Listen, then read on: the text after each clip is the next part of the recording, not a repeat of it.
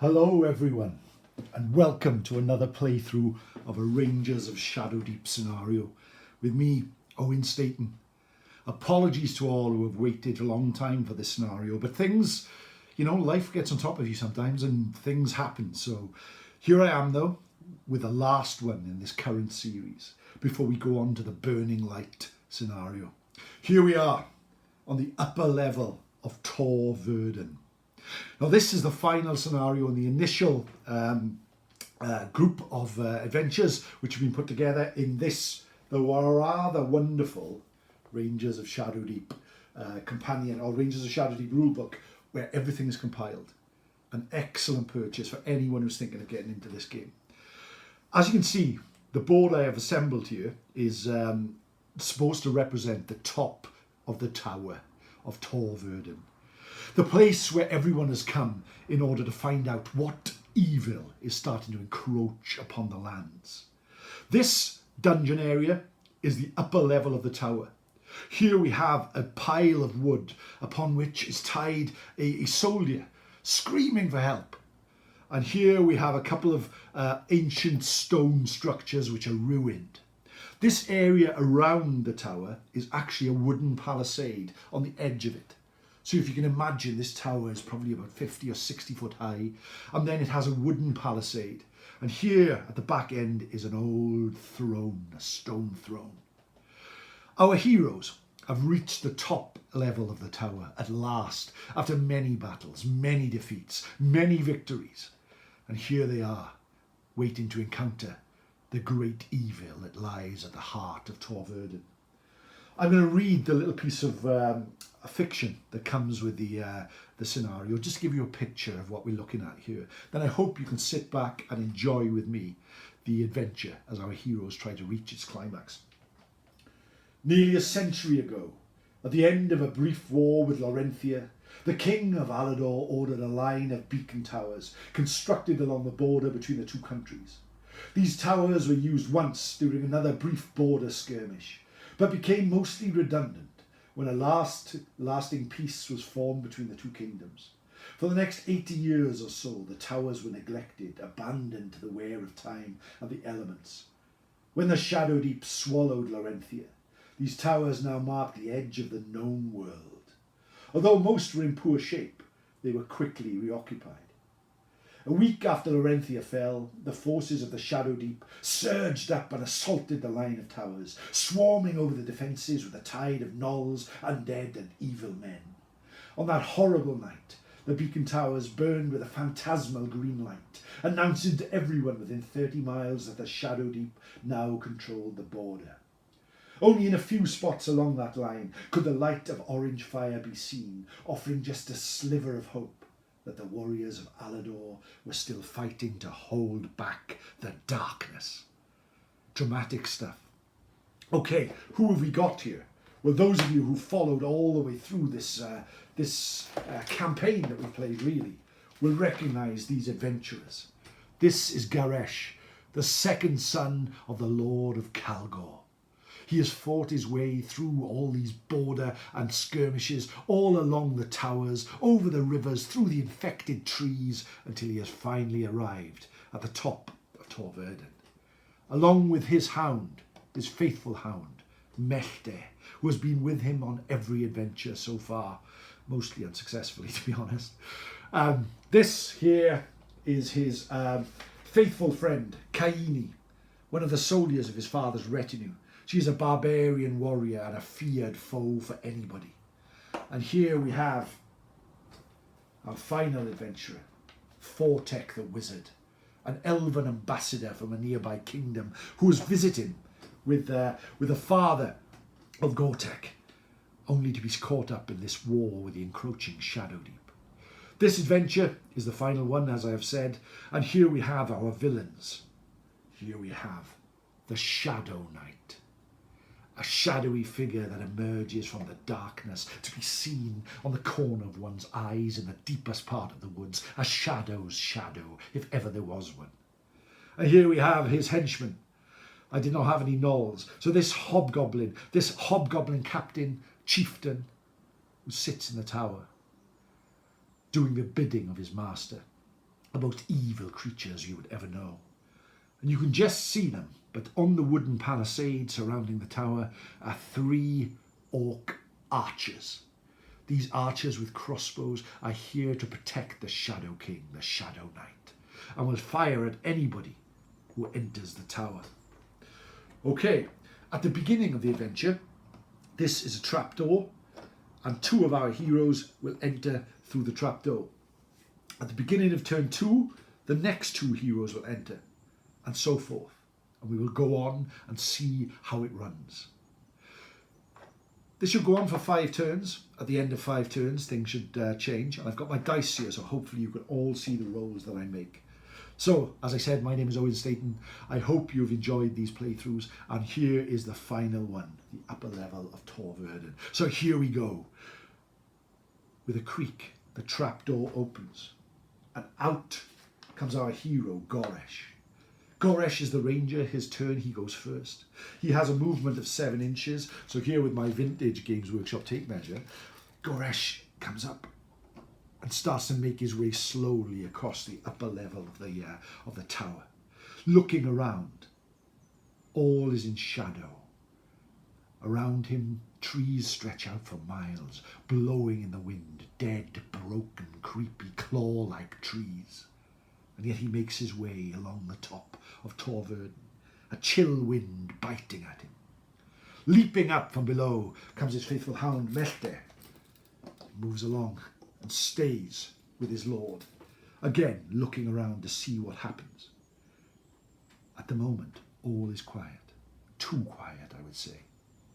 Okay, that is the ranger phase for this first turn. That was quick, turn 1. So, following the ranger phase, we go to the creature phase. So that means we move the evildoers, who all lurk around the castle here. So let's look at the Shadow Knight. The Shadow Knight has a move of 6, which makes him very, very dangerous. He's a fight of +4. He has 14 health points and only takes half damage when hit by a non-magical weapon, which is exactly what we have. Rising from his throne, the Shadow Knight makes his way over to the pyre and looks down upon our helpless prisoner. A cackle from under his hood as he looks down, knowing that his fate is about to be sealed. The Hobgoblin Captain, a Gnoll fighter, as the stats are here, has a move of 6. He sees the trapdoor opening, his night vision allowing him to look across the top of the tower, and knowing his master might be in trouble, he moves swiftly across the top of the tower floor in order to intercept what might be coming up. As he moves around the corner of that old stone pillar, he sees Gortek and Melte approaching him and unsheaths his sword with a clang, and with a cackled laugh and a howl to his companions, he then calls for them to take down this hero. The 3 archers around here all raise their crossbows, their night vision allowing them to see what's in front of them. This one will go first, firing at the nearest hero, who will be Melte. Okay, the Gnoll archer is a fight of +1, so here he goes. Okay, the Gnoll archer and Melte will both roll their dice. Melte will be the red dice, the Gnoll archer, as we've always done to these. Melte would be the white dice, the Gnoll archer would be the red dice. Okay, so Melte has a fight of, let's have a look on our little booklet here. Melte has a fight of +1 as well, so it's a straight roll off. Here he goes. Oh, Melte with 16 for the first time. He's rolled very well. The Gnoll archer with 10. So +1 for each. Gnoll archer scores 11. Melte scores 17. So in this case, it's an arrow shot. So fires at him and misses him. The arrow shoots past, clanging against the old stone tower. This one here, this Gnoll archer, or this orc archer, raises up his crossbow and fires at our hero, Goresh. Goresh has a fight of +3, he has a fight of +1, so here they go. Oh, now this is bad news indeed. Goresh scores 12, the Gnoll archer scores 18. So he beats Goresh by 6 points of damage. Okay, so Goresh's armour is 10. So he scores a score of 17, 18 against Goresh's armour of 8. Wow. Out of the night, his bolt fires across, hitting Goresh in the shoulder. He screams in agony as he takes 8 points of damage. He has 18 hits at the start, so that gets him down to 10 points. He screams around as this bolt sticks out of his shoulder. Dark indeed. This archer moves around, getting himself a sight of Mechta, lifts up his bow and fires. Luckily, our hound for the first time is on fire and scores a 20. The archer only scores an 8 and his arrow fires away into nothing. That is the end of turn 1. We go to turn 2. Now then, there's an event phase at the end. And at the event phase, here we go. During the event phase of turn 2, the heroes see a flame spring up in the distance. They realise the neighbouring beacon tower of Tor Verden has been lit. Instead of the traditional orange light, it glows with a phantasmal green fire. All heroes must make an immediate will roll, target number 10, or become poisoned. Oh gosh, okay. So, will on Garesh is +4. The will on Mechta, the hound, is, he has a will of -2. So, Garesh will need to score 8 or more on this dice. 16, his will is strong, even though he's taken a shot. And Mechta, 18. This strange green light, which illuminates the whole of the tower from far away, starts to cover everything. But our heroes are strong, and our heroes battle onwards. Let's go to turn 2 and back to the ranger phase. Our hero is injured, but that will not stop him. So rushing forward, it's only 4 inches away, he charges at this captain, hoping to bring him into battle in order to try and take him down. His courage is unbound. He brings out his sword, although he is limping along as his the shot in his shoulder. Okay, as I've stated, Garesh is a fighter +3, and the Null fighter, the Null sergeant, has a fighter +3 as well, and that makes it a very, very dangerous combat. Oof! But look at that, 15. Garesh scores 15, the Null scores, I know they're just out of sight for you, I'll just bring those in there. Garesh scores 15, the captain scores 12. So adding 3 to that makes 15, adding 3 to this makes it 18. Now that's a good score. Now then, the Null sergeant has a health of 12, has an armour of 11 against the score of 18, so takes 7 points of damage. Swinging his sword through the night, the green glow shining off the glistening steel, Garesh hits the Null for 7 points of damage.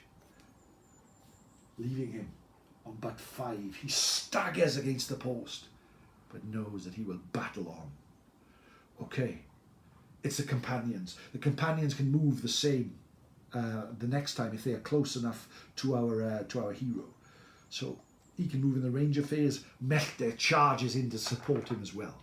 So Mechta, who has a fight of +1, I believe, yes he does, but is supported by Garesh, giving him a fight of +3, also fights against the +3. So here he goes. Oh, he does not do so well, folks. I'll try and move these against the... I'll try and roll these in there in future. Okay, so he scores a score of 14 against the Null score of 21. Ouch, that's a big hit. Now Mechta has an armour of 10, so it takes 11 points of damage. He only had 10 hit points. With a yelp and a cruel blow, the wounded sergeant lashes out with his blade and hits Mechta right in the heart. With a yelp, he falls to the ground. This is indeed a dark time for our heroes. Okay, the archers. Now then, the archers haven't got much to go on at the moment because the only hero standing is in combat with their captain. Now, as the blades ring out, as the sparks of steel rages out on the top there, they do not wish to make their shots for fear of injuring their captain. So they stand by and hold against the dark. The trapdoor opens again, and in comes Kaini the barbarian and Fortek the wizard. Up they emerge from the trapdoor and know that they have their work cut out with them. Knowing that the archers have been firing, Kaini calls to Fortek and says, "Leave them to me." And with that, she clambers over the barricade for half points of damage and takes her to there. Fortek knows that he has work to do. So he moves forward. Fortek has a move of 6. So he's going to move out towards our friend here to support Gortek. But this time he's going to turn around and he's going to fire one of his spells. Now, he's memorised these spells and knows what they will do. And he knows all the magic words that will make them be cast on this night. And knows that they might be the difference between the darkness and what is happening. He has a burning light. Okay, a burning light only works against undead. Unfortunately for him, nothing there to be able to do that. But he has a magic bolt spell as well. And a magic bolt spell that can do something for him. Now, let's have a look what that can do. Magic bolt. Where are you, magic bolt? Tell it. Skills, spells, magic bolt. Where are you, magic bolt? Or do you not have it? Okay, oh, there it is. Caster makes a +5 magic shooting attack against one figure in the line of sight. Okay, the attack ignores penalties for cover and intervening terrain. So, muttering an ancient capricious language under his tongue, he casts a magic bolt at +5 against the archer, who has a fight at +1. Plus the white dice, 12. Oh, it's a hit as well. 17 points of damage. A 17 hit against a 5 for the null. So the armour on the archer is 11, so he takes 6 points of damage. That's a good hit. He only has 10, so it's blasted back, leaving him with 4 points of damage left. He staggers back. As you can see, his crossbow has been broken already. Ha! Moves back just as our hero leaps in there to do damage. Okay. The Shadow Knight shifts his gaze towards the bright, luminous light that shoots out from our hero and does not know what to do. But I think he will. This is the end of event turn 3. So, going back to our scenario, does anything happen at the end of event 3? Let's find out, shall we, folks? All of these scenarios are very challenging, but let's see what happens. Nope, nothing at the end of event 3. So here we go, we're back to our hero, who is the ranger's turn. So Garesh is in combat. Garesh is fighting for his life. Garesh only has 10 hit points left and has a lot to do. But he will battle on. +3 for him, +3 for the villain. Here they go. Oh. He only scores 1. A terrible swing as his sword hits against the stone. But the score of 7, leaving 10 for the sergeant, is not enough to beat his armour. So luckily for him, he has survived that terrible strike and lives on to fight again. No damage caused. Right, okay. Fortek can move. Fortek again will cast Burning Light. Magic Bolt, firing across at the same archer, knowing that he can do damage, knowing that he can try and destroy him. Ooh, it's a +5 attacks. That gives him 16 points of damage compared to 14. So yeah, bang, hits him for 5 points of damage. That's enough to blow him off the edge of the tower as he falls to his doom in the corrupted forest below. Ha! He turns around. Good work done there. Good work by our hero. Right, here we go. The Evildoers Phase. How are they going to get on? What are they going to do? This one turns around and swiftly points his crossbow at Kaini, who has approached him very quickly from there. He did not know, and all he sees is a bright red hair against the distant glow of the green lights, and knows that he is in trouble. Kaini is the greatest fighter that we have. She has a fight at +4. So his +1 as he fires his bow. Let me just check that that is the case. I believe it is. The archer is fight +1. She has +5.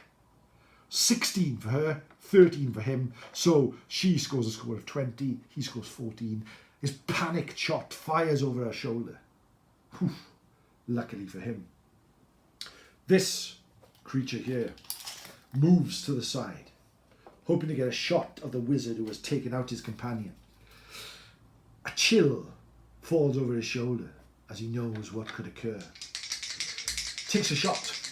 Okay, Fortek, our companion, has fight +0. He has fight +1, so he has a slight advantage. But a score of 2 against 14, his bolt fires harmlessly to the side. But the Shadow Knight comes out of the darkness, and the Shadow Knight wishes to bring an end swiftly to this, and moving like a shadow, moves straight across to engage Fortek in combat, knowing that a good blow could take out the wizard.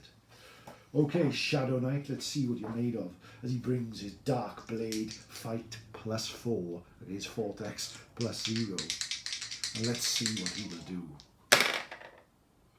Oh, it's a dark day, my friends.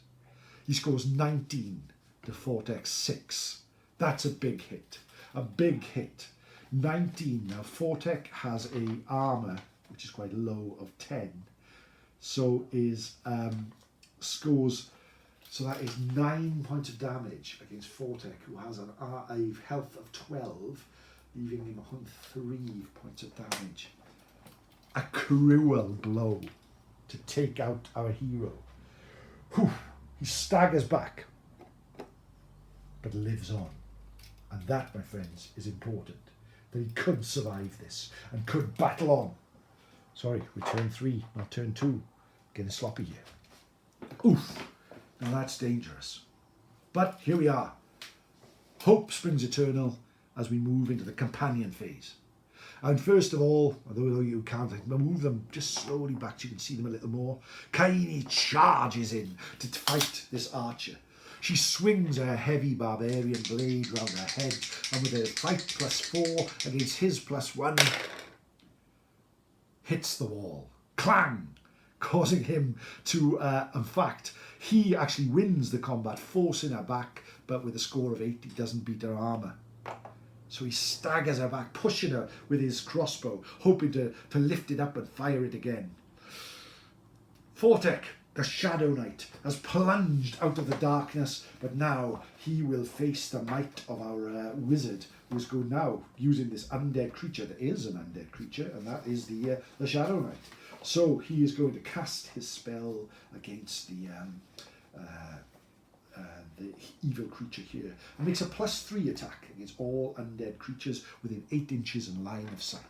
So the Shadow Knight, I believe, has a fight of +4, so he's quite a meaty opponent, that is for sure. And yes, and our wizard has a +3, so +3, so slight disadvantage, and it does not count. He scores 10. The Shadow Knight scores a score of 12. So harmlessly, the burning light is but a strike of a match against the sun of the green glow of the evil of the Shadowdeep, which covers the land in darkness. Ooh. Turn 4. We are up against it, my friends. We are up against it. Nothing at the end of the third turn, I believe, on the scenario. So we go straight into turn 4. Oh, right, okay, so the event phase, there's something going on here in this one as well. And we go straight to our ranger, Garesh, who is in a battle for his very life against the sergeant here. His score of +3 against the sergeant's +3. Both are unsupported. Oh, no. Garesh scores 19. The sergeant scores 23. It is a bleak combat. That means that's enough to take down our hero. With a blow to the stomach, he staggers back and reaches against the pillar, slumping to the ground. Things are looking bleak, my friends. Things are looking very, very bleak. Because he was within a few inches of our hero, the Fortek the Wizard gets to go. And this time, he's going to fire a magical bolt, but this time he's going to fire it at the sergeant, who he knows is weakened by blows. Here we go. Oh, again, 10 to the sergeant's 15, 18. The bolt fires off into nothing. Oh, things are looking bleak for our heroes here. The Shadow Knight strides forward. And the Shadow Knight brings up his sword to do battle with that wizard. Oh! Luckily for our wizard, he scores 17. Shadow Knight scores 13. Plus 4 equals 17. They battle in the darkness, but neither gains the upper hand. The Master is joined by his Sergeant, who rushes forward. Fight plus 3, supported for plus 2, so has a plus 5 advantage on Fortek. But again, Fortek does battle, and look at that, he actually wins the combat. Our wizard, striking out in the darkness, scores a score of 16 compared to the Sergeant's score of 13, 15. Wow, that is fantastic. And now I think he has an armour of, let's have a look. The Sergeant has an armour of 12, she takes 4 points of damage, and that is enough to slay him. Fortek has done great work. As the Sergeant falls to the ground, the wizard's dagger sticking under his ribs. Whew! There is hope, my friends. There is hope. Crossbow bolt. This one fires at Kaini. His score of 5, her score of 11, not enough. The crossbow bolt just fires off into the darkness. This one here makes his way around and takes a long shot at Kaini. Fires across, she's undercover, gives a plus 2 as well, just fires off into the darkness. Nothing at all. Kaini charges in once more. Let's see what happens. Her score of plus 4 against his plus 1.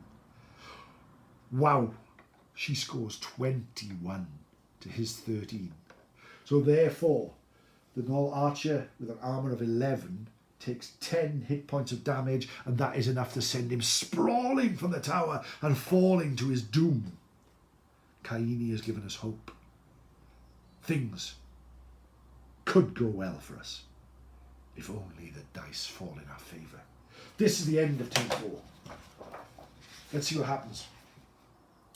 During the event phase of turn 4, another green light flares into the sky from the other direction as the heroes realise that Tor Hamel has also been lit with evil fire. All heroes must immediately make a will roll, target number 12, or suffer -2 fight for the rest of the scenario. That's something that we do not want. Kaini, her will is plus 3, so her will is only plus 1. She needs a good roll, and she does. Undaunted by this evil glow, she battles on. And Fortek, how have you done, my friend? Your will is plus 3, so it's plus 1. 16! Wow. Undaunted, our heroes battle on. And they battle on into this darkness. Okay, here we are. The 5th turn. Ooh, okay. Right, the first people to go at this turn are the Evildoers, for we no longer have our Ranger. Okay, this Archer, 6 inches there, takes a shot at Kaini. Can he fire? Can he do damage? Can he defeat her? That we'll see. 18 to his 17. Whew, it's a great shot, but she clangs it away with her blade. The Shadow Knight, plus 4 against Fortek, plus 0. Oh, again, our wizard does well. The Shadow Knight scores only 1 compared to his plus 5. And therefore it's a draw once more. He is hanging on for dear life there, my friends. For dear life. Companions phase. Kaini. What is your move, Kaini? What is your move? We need you here in the tower. She has a move of 6. She'll take both her actions to climb over and make her way to support Fortek as he does battle with the Shadow Knight, thus giving him a plus 2. Can he do it? Can she do it? Let's find out. No. No. Ironically, he scores 12. The Shadow Knight scores 20 with a hiss of the blade hitting his flesh, Fortek falls to the ground. We know not where he will be. Leaving this duel with Kaini and the Shadow Knight here atop the Tor Verden that can be seen from miles around. The clang of blades can be heard.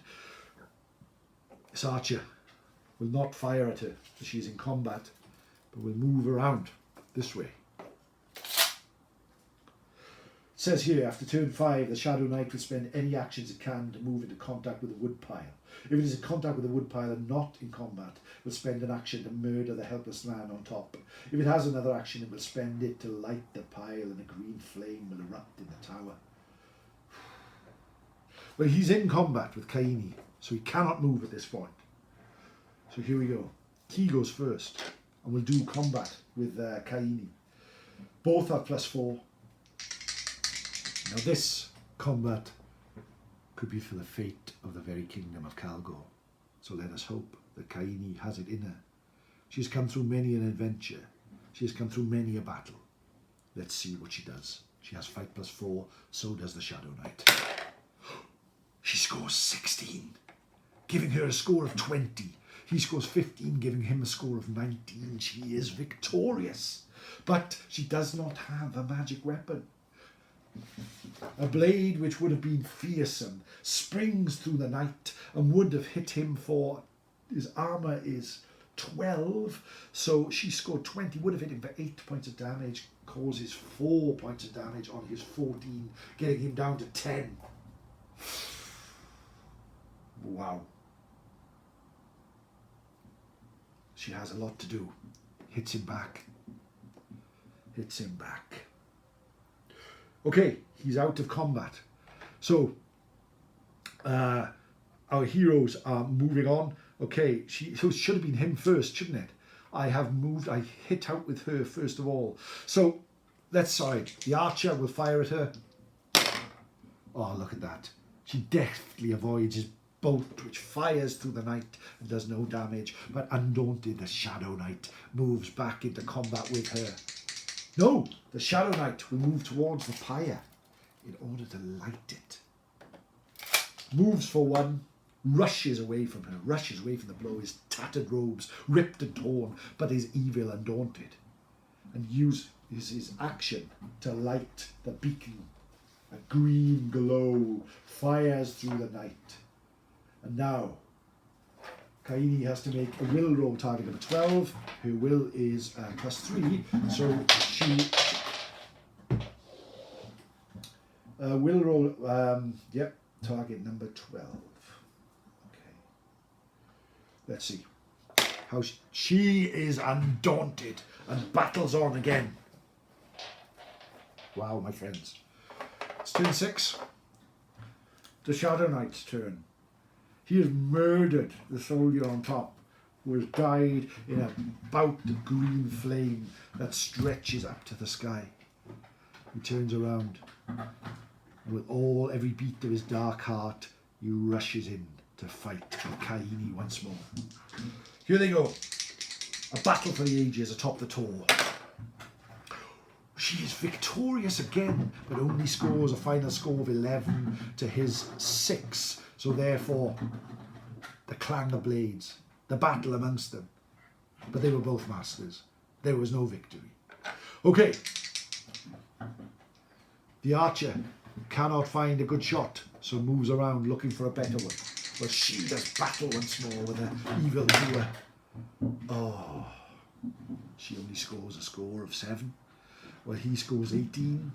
Taking away her armour of 11, she hits her for 7 points of damage. She had 14 points of damage, she's now down to 7. Ah! She staggers back. As we go to turn 7. All the beacon towers are alight. And that noise in the background you can hear is my dog playing with a bucket in the garden. What fun you can have with a bucket. Look at this. This hobby costs a lot of money. Look at all these figures in here. A lot of money. WizKids setup. Board here from Games Workshop. But what I should do is just run around with a bucket on my head. Anyway, I'm having fun. I hope you are. Okay, here we go. Right then. It's turn 7, so we'll go back to 1 here, okay? So we know that we're in turn 7. And it's the Shadow King's movement, and again he's... No, we're going to fire first from here, hoping to take out Kaini. 6, 7, it's a hit as it beats her, but does nothing to beat her armour. So she battles on, but this time the Shadow King comes in once more. Let's see what happens. Oh. He scores 14, 18 compared to her. 6, she has an armour of 11, so takes 7 points of damage and falls to the ground. Wounded, defeated, broken by the evil of the Shadow Knight, who here atop of Tor Verden stands triumphant. The Shadow Deep deepens and moves and covers the land in darkness once more, whilst our heroes, they must check their wounds. They must learn if they can fight again. So let's do that. Our 4 intrepid heroes did very well, but it wasn't quite enough. The Shadow Knight and the archers positioned around have scored a victory. A victory for the forces of darkness. Okay, just as you're here, as we're all together, I will roll to see what happens to our heroes, to see if they will live to fight another day, and to see where they are when we come to the next battle. I believe they'll have to return here. They will have to return here and do battle once more. Let's see. Okay. I hope you enjoyed the game. I did. No matter, even if I win or lose, I always enjoy a game of Rangers of Shadowdeep. Here in a pandemic, I mean, when you're on your own, you can't do battles with friends on tabletop games. It's a very, very good little thing that you can play and get together. Okay, companions, where are we? Okay, here we go. Right, let's roll and see how we do. Garesh, our hero. 17, full recovery. He will battle again shortly. Mehter the Hound. 11, full recovery. We'll do battle again. Fortek the Wizard. 5, badly wounded. Oh no, what does that mean? Badly wounded. The figure has suffered a grievous wound. It will heal, but it's going to take time. If the figure is a ranger, it must start the next game at -5 health. If the figure is a companion, it either starts the game at -5 health, or it may choose to sit out the rest of that mission. Fortek's wound will take a lot to heal. We may not see him for some time. And Kaini, 14, full recovery. Thank goodness for that. She will fight again, my friends. For those who are interested, Garesh is, of course, the old Games Workshop Felix figure from Gotrek and Felix. Here we have Mehter. He is a hound from Bad Squiddo. We have an old, ancient Jess Goodwin elf for Fortek. And here we have one of the Rangers of Shadowdeep. No, it's not Rangers of Shadowdeep. It is the Archipelago by the same Frostgrave. It's Frostgrave warrior is Kaini. And the Evildoers, we have a Games Workshop Nazgul, we have a Underworld Miniatures Hobgoblin Chieftain, and 3 Pig Orc Archers.